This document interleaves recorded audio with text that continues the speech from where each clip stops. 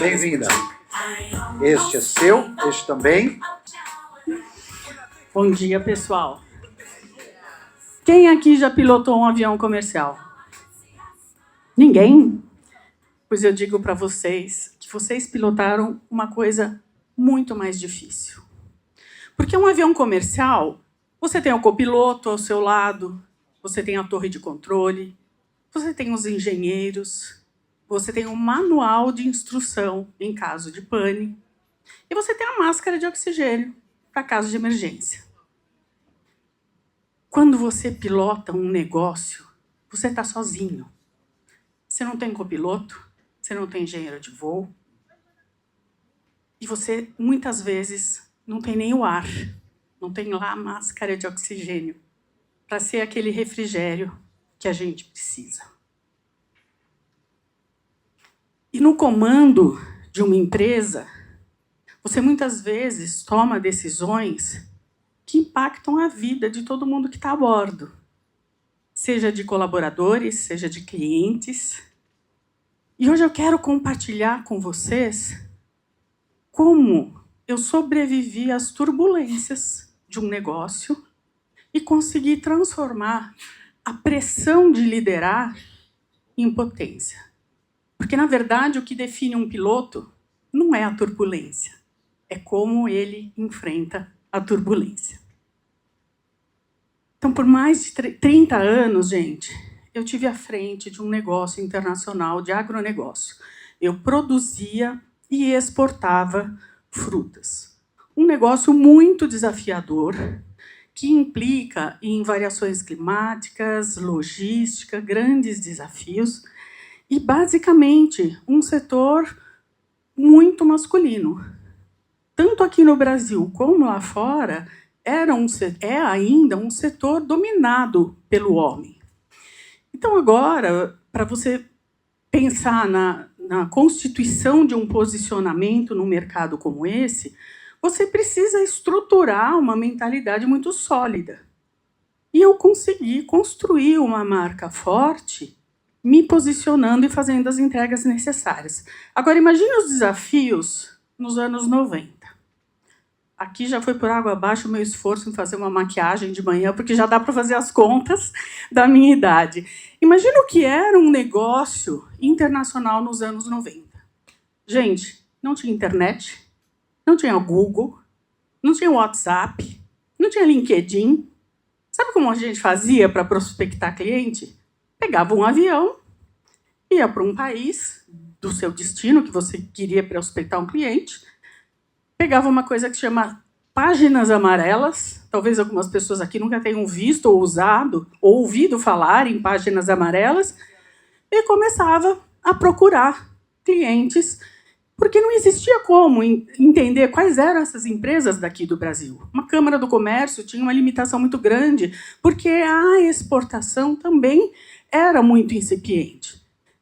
E foi preciso me posicionar de uma maneira muito firme como mulher jovem e brasileira num cenário como esse. Só que a liderança, ela tem um preço. Um preço que muitas vezes é invisível para as pessoas que estão próximas de você e, às vezes, até as muito íntimas.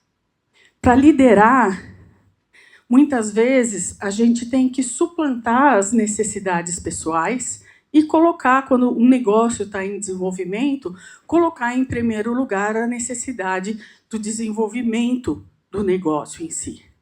E assim foi liderar um negócio de agronegócio com todas as variações que tem. Eu me lembro a primeira vez que um cliente alemão pediu que a gente mudasse o selo, a etiquetinha que é colocada nas frutas, porque tinha que ser com cola atóxica. Em São Paulo, capital, uma das maiores metrópoles do mundo, naquela época não encontrei uma gráfica que usasse cola tóxica. Então, aí que eu falo, como a gente tem que ir desenvolvendo uma capacidade de buscar soluções, ou o seu negócio vai quebrar, certo? Ele não vai mais importar, porque a exigência é que o selo não tenha cola tóxica. Nós importamos um lote, inclusive da própria Alemanha, que já praticava isso, entregamos para a nossa gráfica, que fazia os selos, até que eles pudessem desenvolver um KNAI de importação, de trazer isso. Tempos depois, a próxima exigência foi que a impressão das caixas fosse feita com tinta sem metais pesados. Daí eu pensei, imagina que exagero. A tinta está fora. Só que quando você coloca, paletiza essas caixas e ela vai... Quando é marítimo, vai dentro do container. Quando é aéreo, ela vai lá. Sabe quando você está no avião e vê as malas sendo colocadas? Antes das malas serem colocadas, são colocadas as cargas. Muitas vezes até tem pallets ali que vocês veem com uma rede em cima. E se chover e molhar essa caixa? Porque acontece, tá, gente? Se chover e molhar essa caixa e essa tinta escorrer e cair na caixa de baixo, na fruta, é risco para a saúde humana. Então, para nós também foi um grande desafio, porque não existia no Brasil tinta sem metal pesado. Então, esses desafios eram muito grandes. Não bastava o desafio de você prospectar um cliente, mas daí começar a atender às exigências internacionais. Que você está falando num país de primeiro mundo, exigindo coisas que eu tinha a obrigação de cumprir, se eu quisesse atender aquele mercado, mas num país que ainda estava em desenvolvimento, o degrau era gigantesco.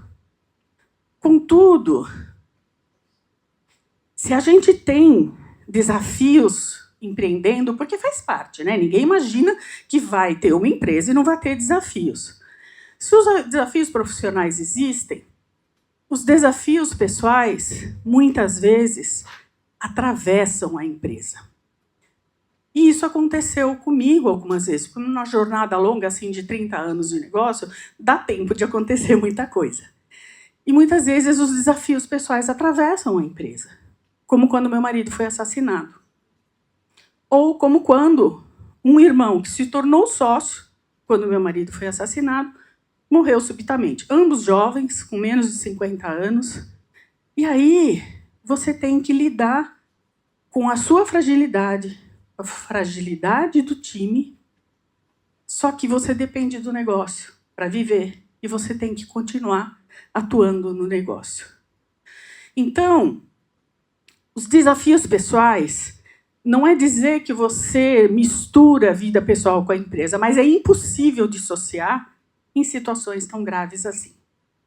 E daí...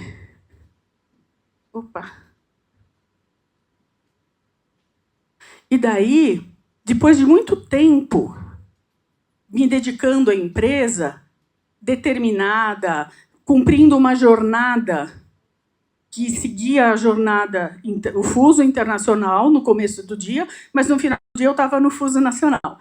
Então eu fornecia para a Europa, nosso principal mercado, e ali tinha períodos do ano com 3 horas de fuso, outros com 5 horas de fuso. Então, até hoje eu acordo muito cedo, porque por mais de 30 anos eu acordei muito cedo para atender, ver se estava tudo bem, ver se estava tudo certo.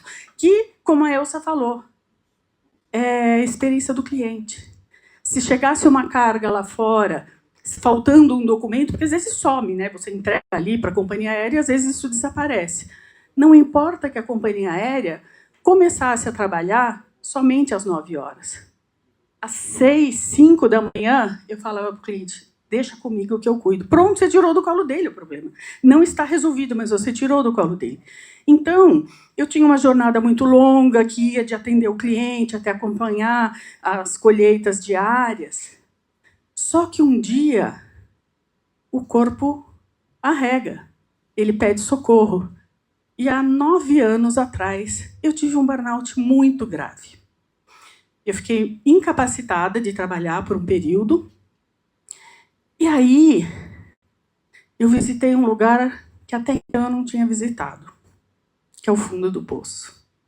Nos anos iniciais em que eu atuava nesse negócio, as principais feiras internacionais que eu ia, existiam apenas 3 mulheres no mundo à frente de um negócio, de agronegócio, que era uma na Guatemala, uma nos Estados Unidos e eu. Mas vamos considerar que se hoje ainda existe esse estigma, há quase 40 anos atrás, Brasil era minor. né? Índio. Eu brincava no escritório, eu falava para os meus funcionários. Lógico que eles sabem que a gente tem fax, mas assim, eles imaginam que a gente tem um fax ali numa oca, batendo tambor, passando cobra, porque as próprias perguntas que os clientes faziam muitas vezes eram absurdas, né? Você vai sempre na floresta amazônica? Como se ela fosse vizinha daqui, né? Você desfila na rua, no carnaval?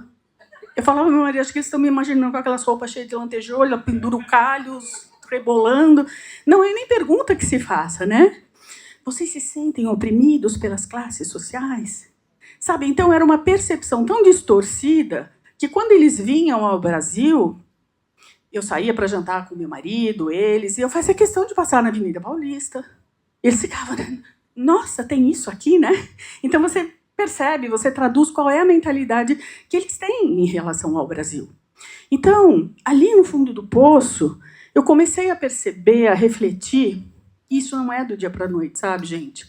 Eu gosto sempre de reforçar que esse desafio na minha vida não foi como muitas pessoas descrevem as suas, que podem ter sido legítimas. Eu não vi uma luz, eu não vi um filme da minha vida passando na minha frente, não. É dia a dia ali no fundo do poço, sentada na lama, figurativamente, né? Mas é quase igual. Que você vai digerindo, vai observando, vai refletindo. E eu refleti que a mesma mentalidade resiliente, determinada, que me levou ao sucesso, estava encobrindo alguma coisa que estava me destruindo. E foi aí que eu fui em busca, como todo mundo que chega no fundo do poço, né? De algo que te faça entender como que você chegou ali, como que as coisas aconteceram. E foi daí que eu fui buscar a hipnoterapia. Eu queria um processo mais assertivo, mais direcionado.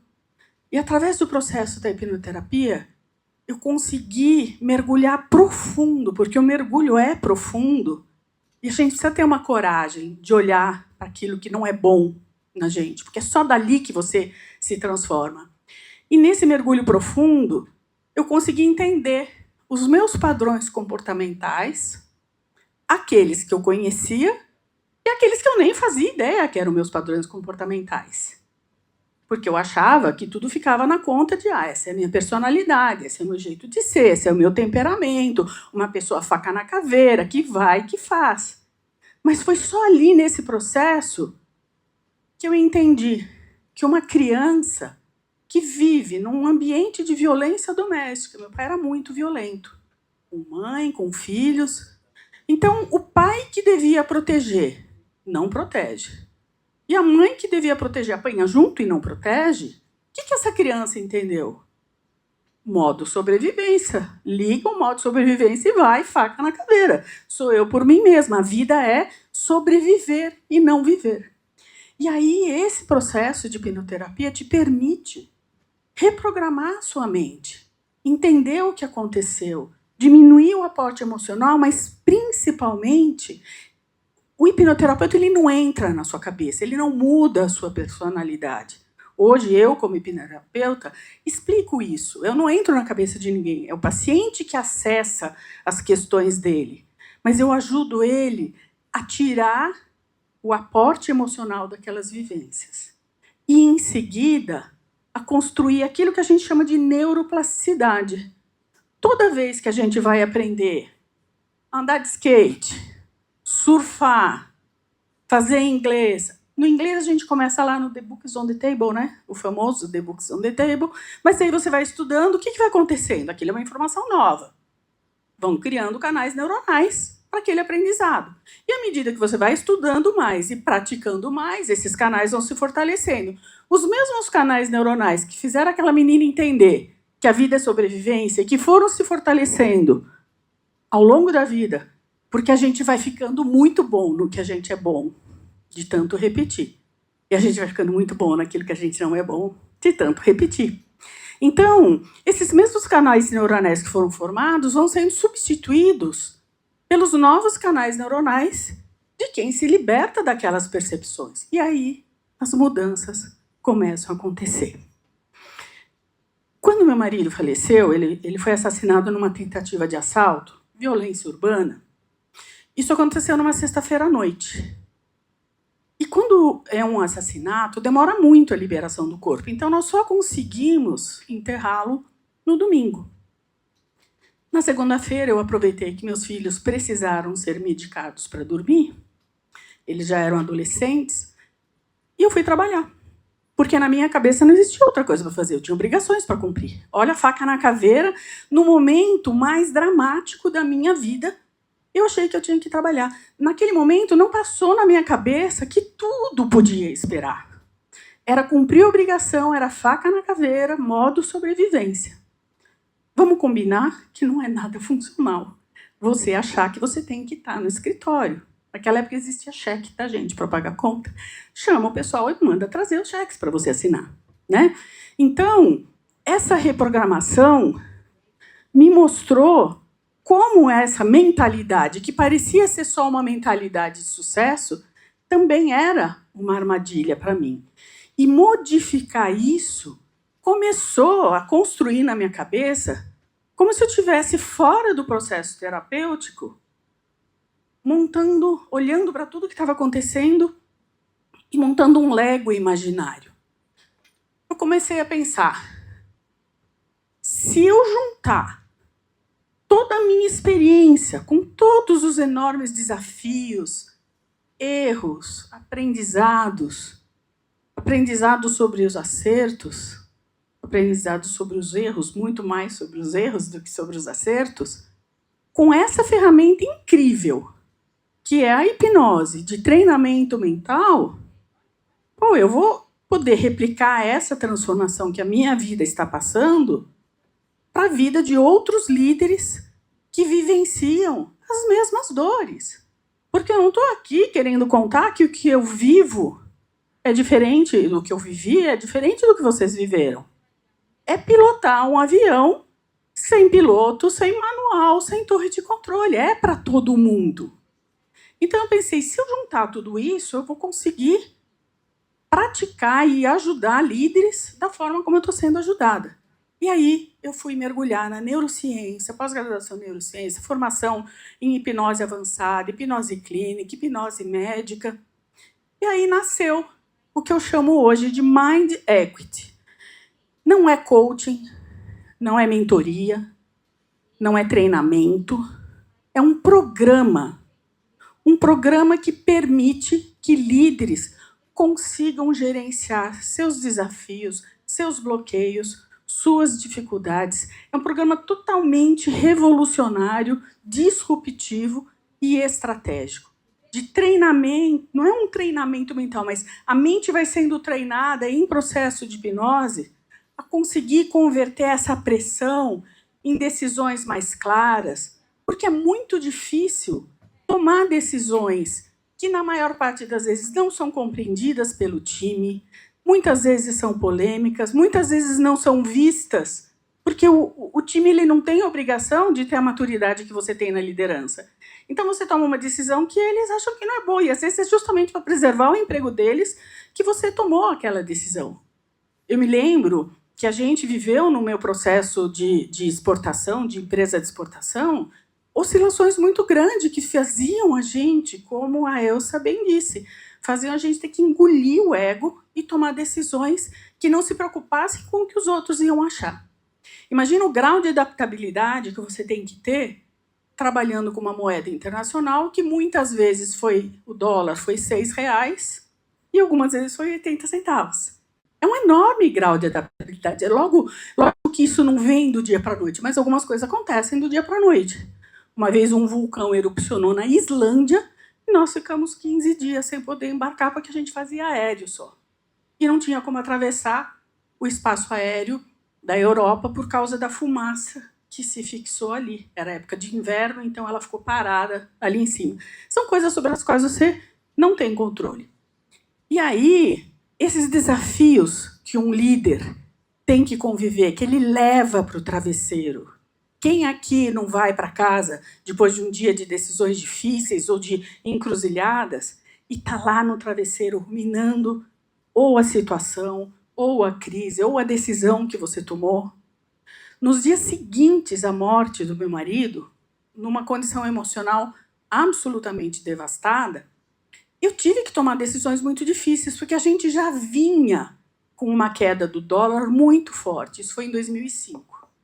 E aí, naquela época, a gente fazia embarques marítimos. O embarque marítimo, embora exista rede, existam várias ferramentas, mas de qualquer forma, o embarque marítimo, você fecha hoje com o cliente, ele fala, ok, quero um container de limão, um de gengibre, você fecha o preço lá na roça, porque embora as pessoas glamourizem a exportação, é roça, é pé na terra. Ai, você vai, visita Champs-Élysées? Visita Champs-Élysées, só que de madrugada eu fui lá para Rangis, que é uma cidade que tem uma diferença tipo Barueri, para São Paulo, e no Ceasa. Todo o país que eu ia no Ceasa, de madrugada, com caminhoneiro, com bota, com blusa até aqui, porque essa é a vida do meu setor.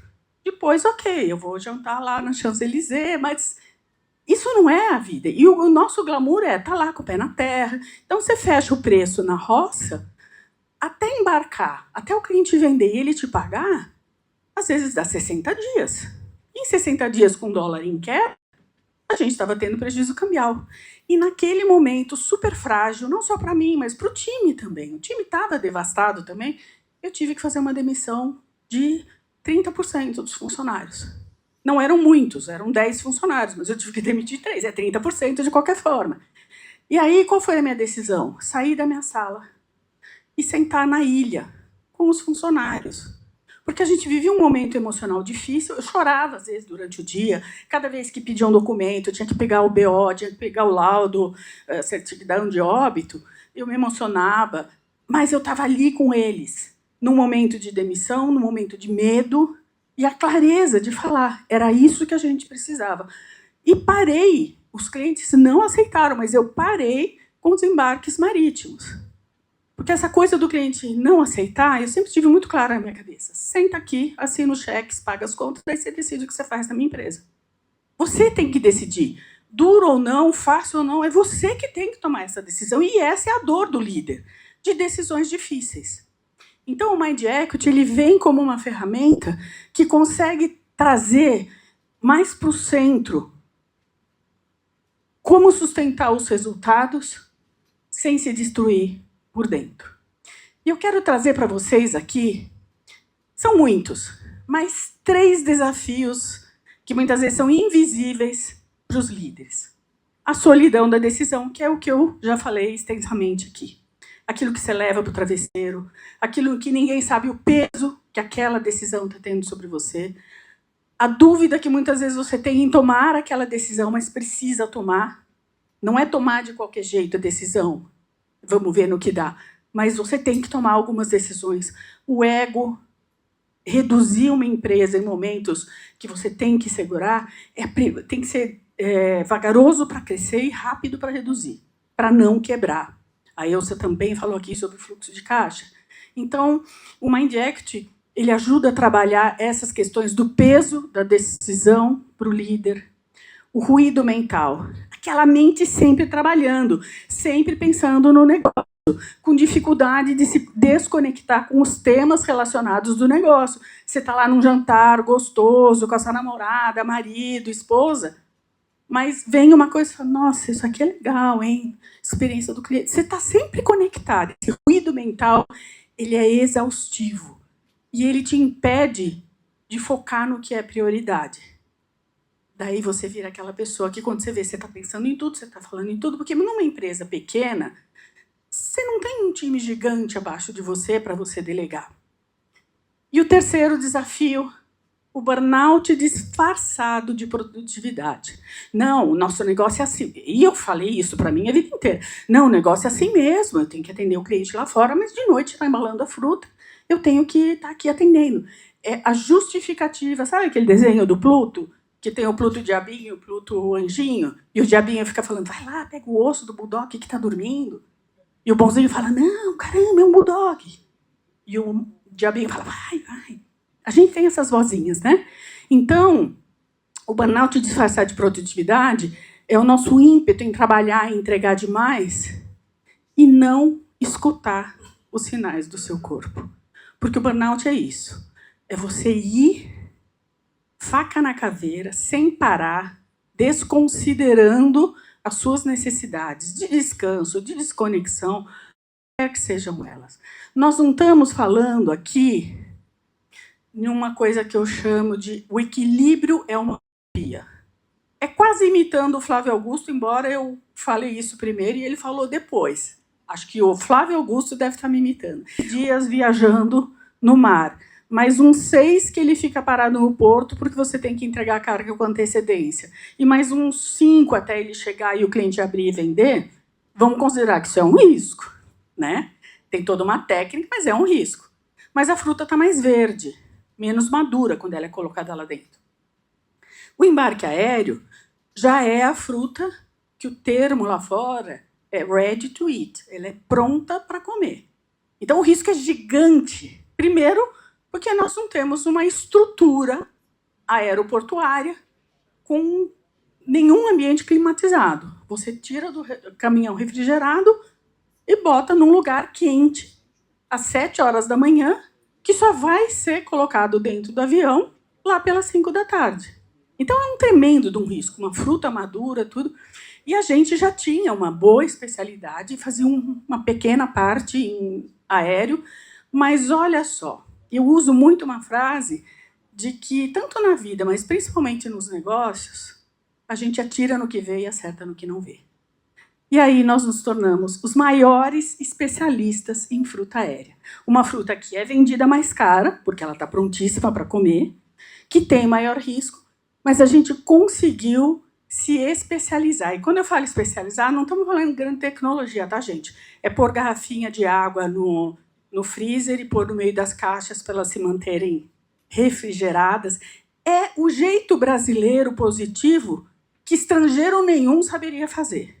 Eu tive cliente que me falou assim, Denise, você acredita que na República Dominicana o aeroporto não tem câmara fria? Eu falei, nossa, que horror. A nossa também não tem. Mas a gente dá nó em pingo d'água, no sentido de conseguir trazer solução. Então, hoje, a gente quer trazer, através do Mind Equity, que a base da liderança consiga ter alta performance, não hiper performance, olhar para si com respeito, com cuidado, e não é aquele papo da leveza, equilíbrio entre vida pessoal e profissional. Não existe. O Flávio Augusto é o Deus, então ele já falou que não existe. Não existe. Ou você está jogando energia no desenvolvimento do negócio, ou você está com o neném recém-nascido, não é, meu amigo, que você está jogando uma energia ali para amparar a casa, a esposa. Não dá para ser igual. O que você tem que ter é a visão de quanto tempo eu vou dedicar nesse MBA para depois voltar e ter mais tempo em casa. Quanto tempo eu vou aqui jogar energia no crescimento do negócio e depois eu volto a fazer atividade física ou meu hobby, mas não pode abandonar, porque daí você cai no burnout. Então, a nova liderança que a gente quer ajudar a desenvolver através do Mind Equity é uma liderança que consiga ter clareza, consiga trazer uma sustentabilidade nos resultados, sem ir se correndo, se consumindo por dentro. E aí acontece o que eu sou prova viva e posso falar para vocês.